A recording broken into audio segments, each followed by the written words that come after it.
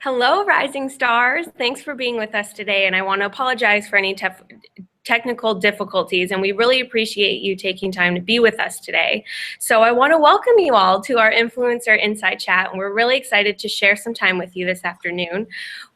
And for those of you that don't know, I'm Katasha Kumar. I'm the Coordinator of Membership and Inclusion at NACWAA, and when we're kind of talking about this topic and who we kind of wanted to speak on this topic, there was no one better than Laura Lewis, who works for NACWAA, who is our Director of Marketing, Brand, and Digital Strategies. And we're very excited to have her with us today. And I'll toss it over to her in just a second. But just so you all know, if you have any questions during the chat, make sure to tweet us using the hashtag NACWAAstars. And then we'll leave some time at the end of the chat today to get any questions answered that you may have.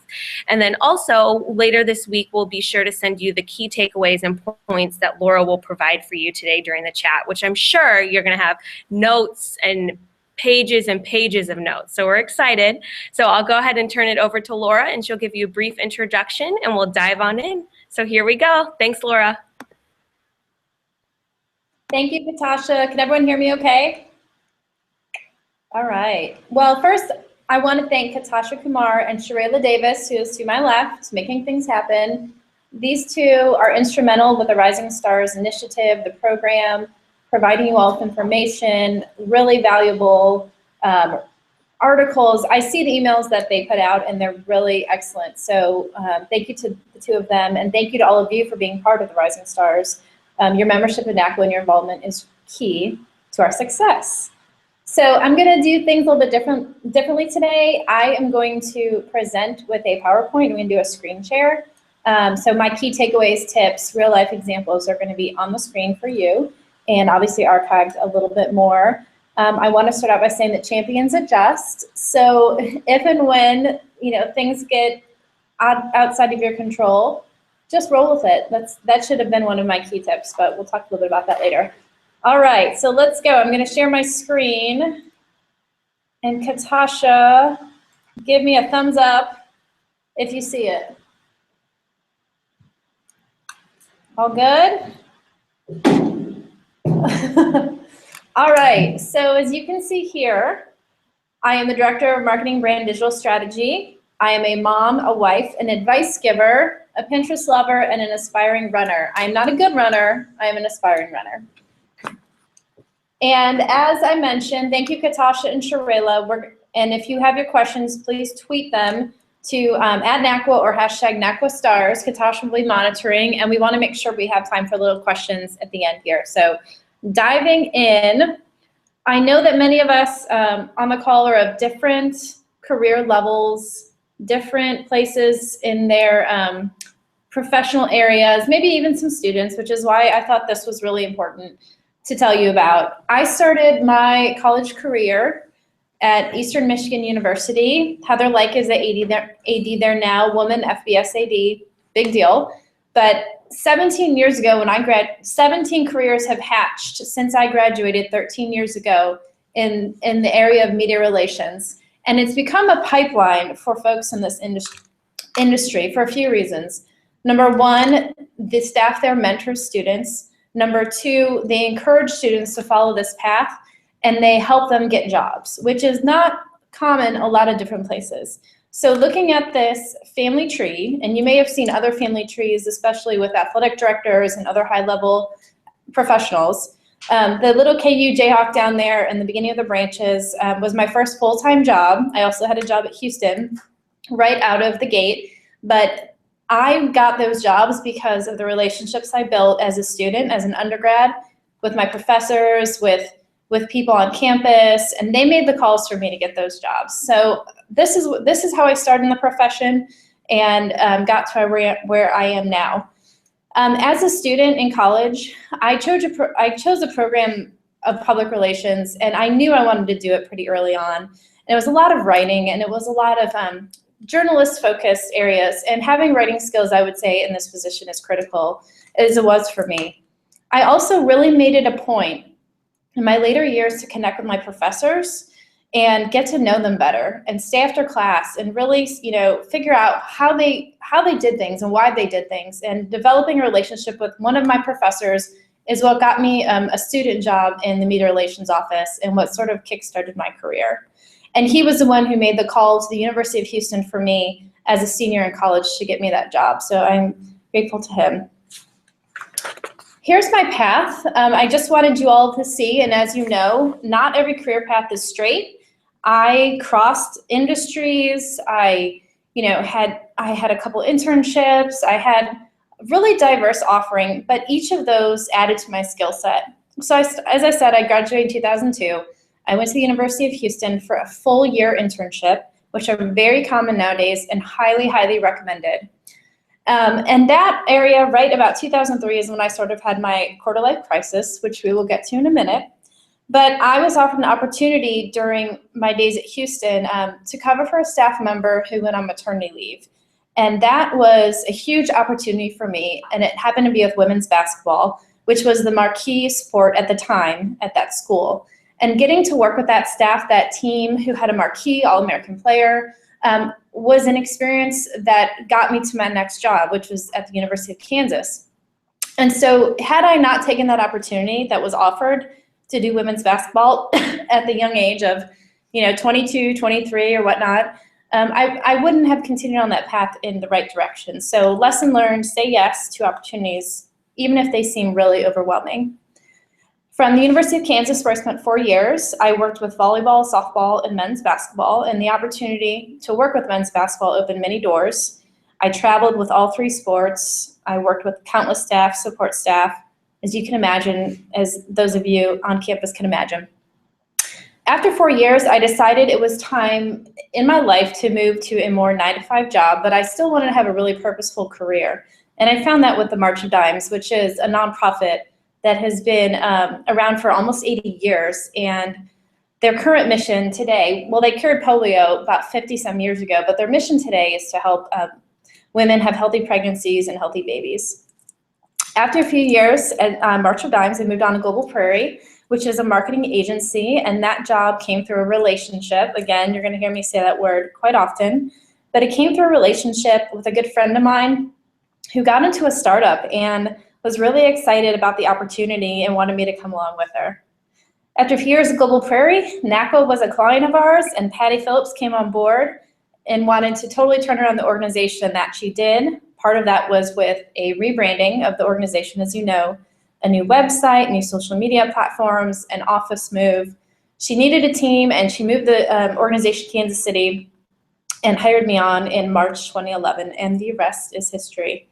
But as I mentioned about relationships, many, the majority, or not, if not all of those jobs came through relationships. So, and obviously strong work ethic, which we can talk to a little bit more.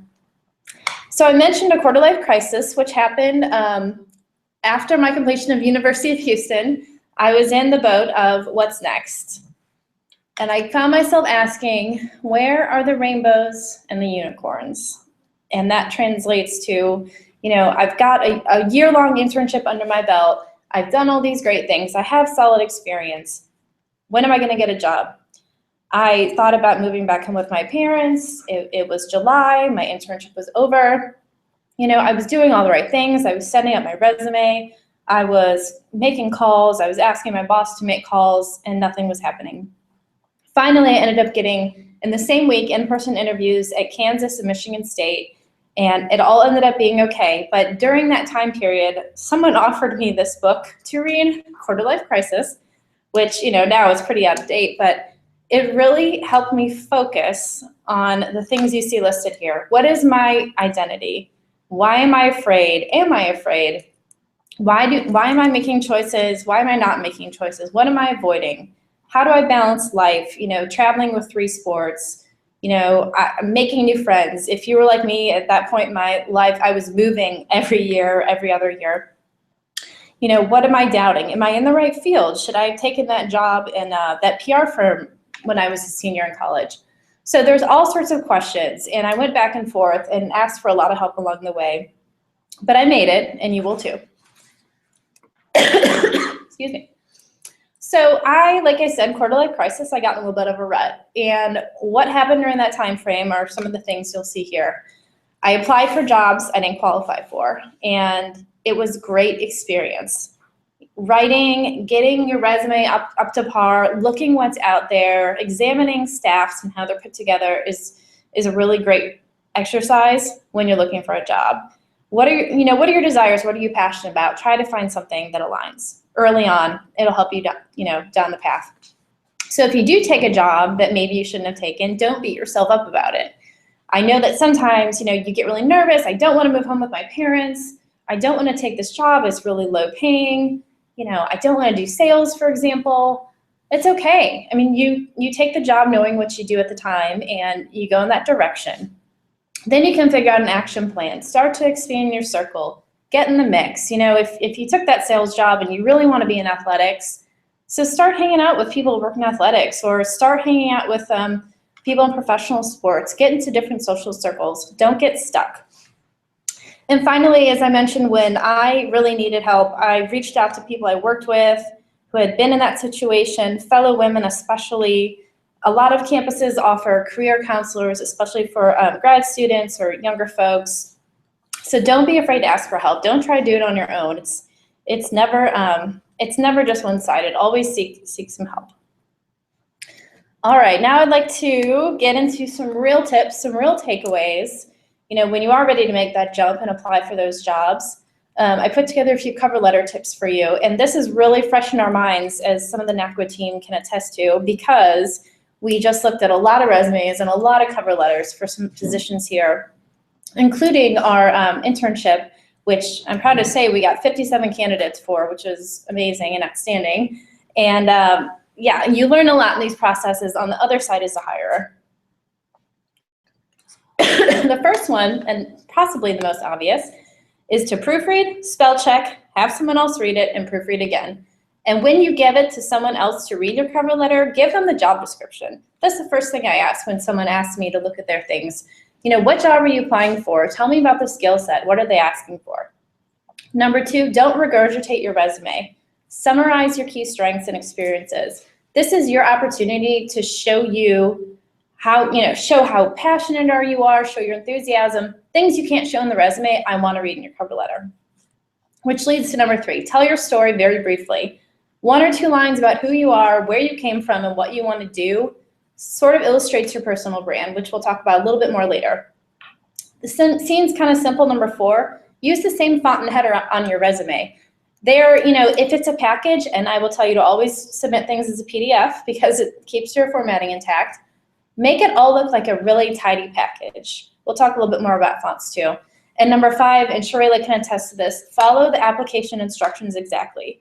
If we ask for 3 references, give us 3. If we ask for a PDF attachment, and so on. If we ask for a cover letter, give us a cover letter. So really obvious things, but still very important and sometimes missed. Here's a look at my resume, well, sort of. A resume for NACWAA. Don't make fun of my Hotmail account. I do have a Gmail account, but I haven't done this in a while, so I forgot to update that little part. But I do want to say with your first paragraph, and check your spacing, make sure everything's in alignment, make sure it looks nice. But my first paragraph here, I state my intention, and just obvious facts. This is who I am. This is what I'm doing. I'm enthusiastic about this position. Simple, right? Our second paragraph is where you want to give a little synopsis of your career and your experience. So, this is what I've done without regurgitating information. Tell them what kind of professional you are. Tell them, what your strengths are. Like, I'm really into branding. I think brands change lives, something like that. And this is a cover letter template that I found to be really effective. Is put in a couple bullets, a couple call outs. So 3 here, I actually have 3, you can only see 2, but 3 bullets that call out your specific marquee strengths. What are your calling card strengths? And most of these, if not all of them, should really closely align with what is in that job description. So go look at those requirements. Go look at an ideal candidate would possess X, Y, and Z. Your bullets here should possess those things. And then you should give a quick example. Hey, I communicate marketing plans. That includes websites, social media, just give some specific examples that are important. Again, nothing on your resume, not too much what's on your resume, but paint a picture. Moving on to our resume. Number 1 might look really familiar because it was just on the last few slides, excuse me. Have someone read it, spell check it, proofread it again. Again, make sure they have a copy of the job description. And number 2, and we'll talk a little bit more about this one, but for number 2, list your work or professional experience first. A lot of recent grads will put their education first, and that's great if you're right out of school. But if you have a couple years under your belt, I'd say 2, 3, 4, and you've been in a full-time job, list that experience first, because that is the first thing that we look for. Number 3 is, a summary, a professional summary or not. So I use one, but I've been in the business a little bit longer, and it's a little bit more typical for mid-career and above. You decide, but I want to tell you, don't use any cliche phrases like I'm a team player, I'm hardworking. You know what? We're all team players. We're all hardworking. We're all ethical. I mean, I would hope. But you don't, that is stating the obvious. Put things in there that set you apart. And if you're going through if you're submitting your resume or your cover letter and there's a keyword search, put really specific things that keyword search would pick up. Number 4, change up your font or the layout. How are you going to look a little bit different than everyone else? Think less Times New Roman and think more Helvetica or Century Gothic. Century Gothic happens to be the NACWAA font, so I'm a little bit partial, but there has actually been studies on more modern and hip and professional fonts, and Helvetica and Century Gothic are 2 of the hot ones. And last but not least, as mentioned before, follow applications exactly. We highly recommend you PDF your resume, cover letter, whatever it is. Keep your formatting intact. Your margins are not going to move. If they have another version of Microsoft Word, or if it's a new or older version, things might change a little bit. So definitely PDF your stuff. Here's a look at some of my resume. And this is, again, a template that I really like. And it's not for everybody, but I wanted to show you some real-world examples. So I do have a summary, and it's short. It's 2 or 3 sentences. And then, again, going with the bullet theme, the keywords. Again, these are key focus areas for me, or key strengths. Branding, rebranding, sponsorship, relationship building, project management, things like that. They're very specific. These would come up in a keyword search, and they should mirror the positions, the descriptions found in the positions of jobs that you would be applying for.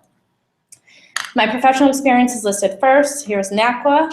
I probably have about 8 to 10 bullets, which actually is a little bit long for this position, but I have a 2-page resume, so I think for your last few or your most relevant positions, 8 to 10 bullets might be okay.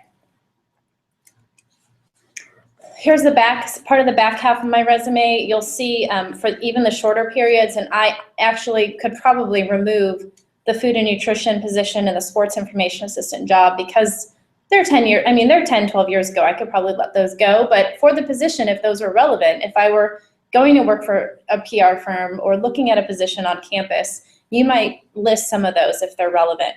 And then I'll call out the technical skills. Be specific here. If you know Photoshop or Constant Contact or social media, Pinterest, you're an expert at Facebook, put it down because again, these are keywords that are going to catch the eye of people. And I will mention too, numbers are extremely important. So if you're selling tickets or increasing revenue or fundraising or doing anything like that, put numbers because your eye is drawn to numbers. Or you ran 25 programs last year, for example. Put in key numbers. Those are super important. Recent grads, I mentioned this a little bit earlier, but if you are just graduated or graduating soon or have just had internship experience, go ahead and reorder your resume, education first, then your experience, even if it isn't full-time, if it's internship. And in that education, list your major, list your GPA. Under leadership, this could be any programs you're part of, sororities, groups, councils, SAC, any of those sorts of things that you played a leadership role. Obviously put if you're a student athlete, that's an important characteristic. Awards and activities, volunteer work. If you do, Habitat for Humanity every year, it's really important to see that you're engaged in the community. Employers want to see that. And then again, for skills, be specific. Microsoft Office, social media accounts, graphic design. I mean, these are things, especially technology related, that are really strong. Maybe your Pacquion or Spectra or some ticketing software or CRM. Put it down because you never know who will really value that experience. Professional, personal, and digital brand. This is an important one, and I know that this is one of the topics Katasha really wanted to cover for this group, because there's a lot of questions about it. How do I do it? You know, is it important? And these are just some of the thoughts that I had. And for me, professional brand has just come kind of naturally as you do a really great job at your job, and as you expand your network, because you are the people that you spend time with. So here's a couple points I wanted to make. First, be authentic and be consistent.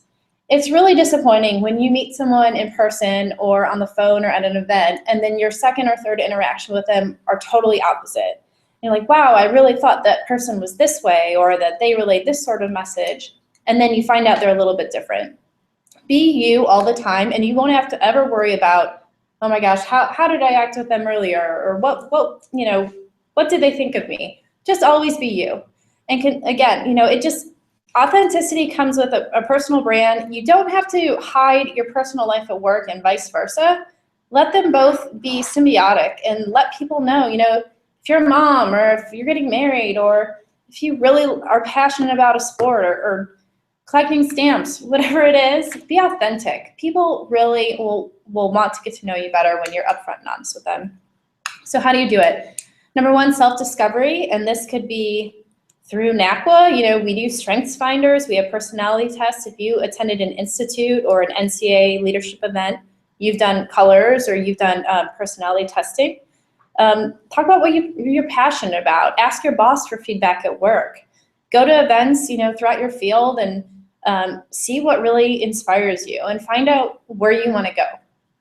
Your visual identity is how you dress, how you speak.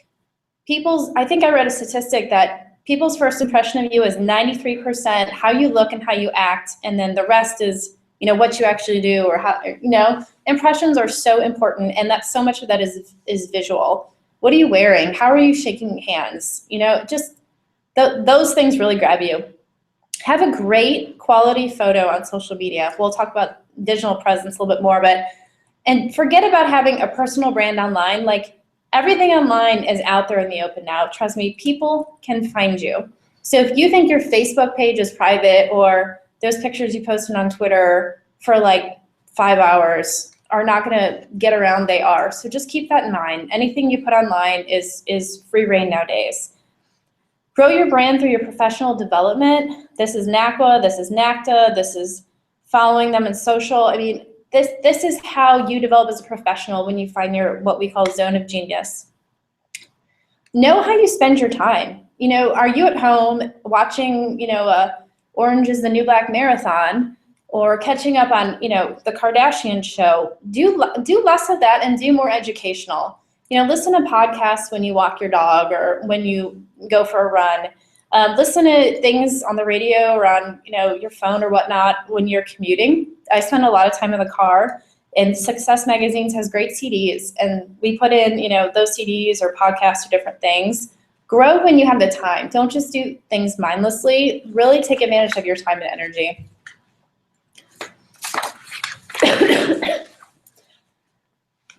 Professional branding tips. Now, these are all original, and I would have to say pretty biased for me, but this is from real experience. And take it or leave it, but these are things that in the last 13 years have helped me along a little bit, and have really made an impact in the way that I view branding. Number one, build and maintain professional relationships, as I talked about earlier. Pretty much every job I've ever gotten is through a relationship, and for someone who championed me, or mentored me, vouched for me. Number two, have an elevator speech. So when someone asks you what you do, don't say, I'm an assistant AD for marketing. They're asking you what you do, not what your title is. Tell them, I work to develop student athletes at our university, or I manage large-scale events, about 25 a year, or I'm event specialist. I'm really passionate about planning. Think of something a little bit more creative that people will remember you by, not just your title. You give them your business card if you want them to remember your title.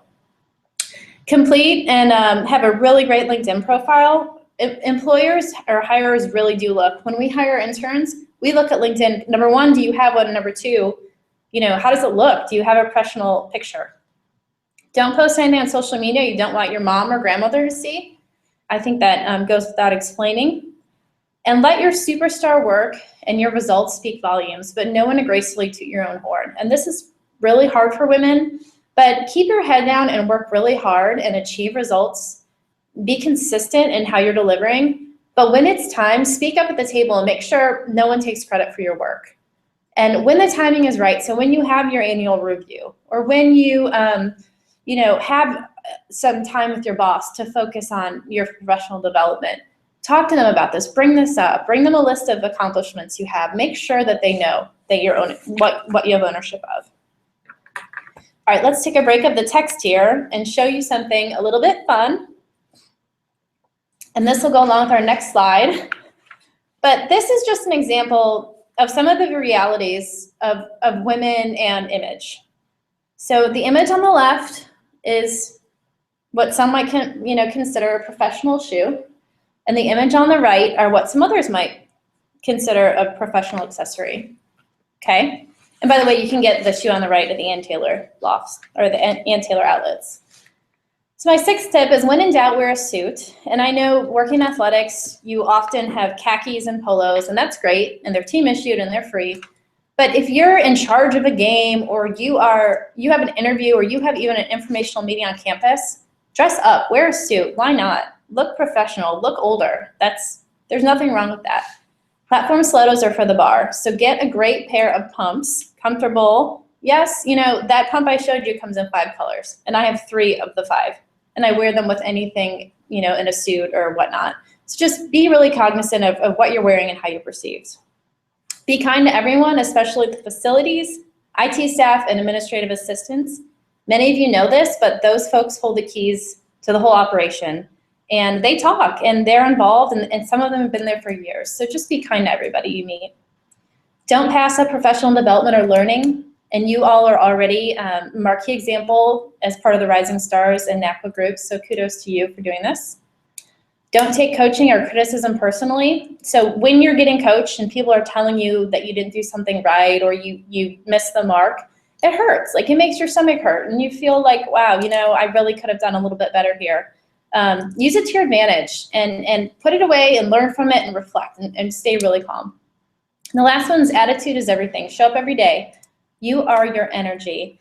And we preach that in the NACWAA office. We have an open workspace, and if one person's energy is off that day, it could affect the whole team. So keep that in mind. Last but not least, I want to talk about life. Something, that as women, we all have lives, and work-life integration is not just a woman thing or a mom thing. You have to, we all have passions, we all have things we'd like to do outside of work, and during some times we're working a lot of hours, especially in sports. Women tend to be the primary caregivers, and we do more housework. It's a fact. That's just how it is, and it has to change. So get your partner to lean in at home a little bit more. We also tend to take a lot of work home with us. I know I do. I think about it. I'm like, oh, let me just answer a few more emails so I feel better about tomorrow. Sometimes you have to get out of that mindset, disconnect, and breathe a little bit. So when I'm not working, this is what I'm doing. I'm spending time with my family. My son Carter on the left and my daughter Hadley on the right.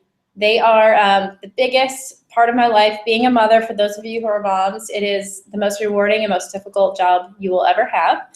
And those of you who work with student athletes can also imagine, because you're working with older children. And my husband, Danny, who I will make note, travels a lot. He works on campus at the Alumni Association at KU at University of Kansas, and he travels quite a bit. So juggling it, keeping our schedules on point can often be a challenge.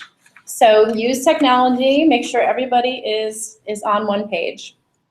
Oh, and we love Disney World, as you can see. Don't burn out. A lot of women who I talk to, especially who are young in the business, say, well, I can never have this job if I'm gonna have kids, if I'm gonna get married, if I'm gonna do whatever. And that's not always the case. If you communicate early and often with your team or your manager and you tell them, hey, I'm planning to get married and I'm planning to do this. They're human. They're probably married. They might be married. They might have kids at home. They get it. Just be open and honest with your communication. And there's no harm in asking. What can they say no? I mean, you want to get out early, your kid has something going on, ask them. Say, I'm going to come in a little bit early and leave a little bit early. Is that okay? Why not? Take care of yourself. I think it's amazing that we work in athletics, and sometimes we tend to be a little bit unhealthy, or we're eating lunch at our desks every day, or grabbing something fast, or not working out at the facility down the hall. Think about that a little bit more and really focus on you. You're going to feel better. Say yes most of the time, especially in your early years, but learn to say no. There gets to a point in your life, don't be taken advantage of. You're a woman, you're single, you have the time. That's not an excuse. Sometimes you need to say no. And finally, find ways to integrate work into your home life. This is technology. There's nothing wrong with checking emails at night, but know when to say no. Last but not least, I know we're running out of time here. To avoid burnout, be proactive. If something's going wrong, say something and talk to your team before it gets worse. Bring it up. Be a strong and solid communicator. Find support. Reassess your life. This is a great opportunity to find out what makes you happy. And take time out for you. I always plan a vacation and then go on vacation and then come home and plan my next vacation. Because even if it's a year away, I need something to look forward to, even if it's a long weekend. And I will make sure that this presentation gets to you, but I want to show you some of the resources that I love. None of these are actually sports related. These are all life and work related. And you can see all of them here. I want to give a special shout out to Stitch Fix for providing my career wear today. And they're a fantastic company and mail service for fashion, and I highly recommend them. And then my NACWAA plug. I would not be a marketing director if I didn't plug NACWAA and all the wonderful services we have, and that Katasha, I'm sure, talks about quite a bit in some of your emails and your growth boosters and things. But I want to point out to follow us on social media, see all of our resources on the new website, log in, select your career category so that you can see some of the special content we have for you. And thank you, Katasha. You might have some questions for us, but there's my contact information and my Twitter handle. And obviously, I do handle all the social media accounts for NACWAA. So if you follow NACWAA, you do sort of follow me already. But here's some of the resources and so on. So Katasha, I'm kicking it back to you, sister. Thanks, and thank you so much, Laura. Social media was blowing up, so that was awesome. There was a lot of great comments about the nude pumps. I have to say, a lot of people did like the book. A few people recommended it as well. And I think, what did they hashtag? I think it was nerd or bookworm or something like that. So thanks again, Laura. One quick question. We're going to try to wrap this up fast here. But one that I saw that I think would be beneficial to everyone that's kind of on this chat and for me as well. How do you recommend asking for tips after you interview and don't get the job? Great question. And we had a few folks ask us this through the intern process. Send us an email. And Sharayla and I are really transparent. And sometimes, honestly, there were just better, stronger candidates than you. Like I said, we had 57 candidates for our internship position. Overwhelming. We can only pick 2. And the fact that, not all 55 might have been better than you, but maybe 4 of them were, or 6 of them were. But we are more than willing to give feedback. Do it first by email. If you don't hear back from them, give them a phone call. And if you don't hear from them again, I probably wouldn't want to work there anyway. Anything else? That's awesome, Laura. So we're going to go ahead and wrap it up. We have some other questions. So obviously, if you all need to reach out, Laura put her contact information on the sheet. And then after this chat as well, the chat will be public and live, or public on YouTube. And then we'll also send around the presentation along with key takeaways from today as well. And I know Laura did already kind of plug convention as well, but just so you all know, the early bird rate does end on Friday. And we do have some great Rising Stars sessions at convention and convention how-tos and various things that are really dedicated towards you and your professional development. And if there's any other way that NACWAA can be helping you during your career in any way, don't hesitate to reach out. So I want to thank you all again for joining us this afternoon, and feel free to reach out if you have any questions. Have a great rest of your day, and we'll hear from you all soon. Bye. Thank you.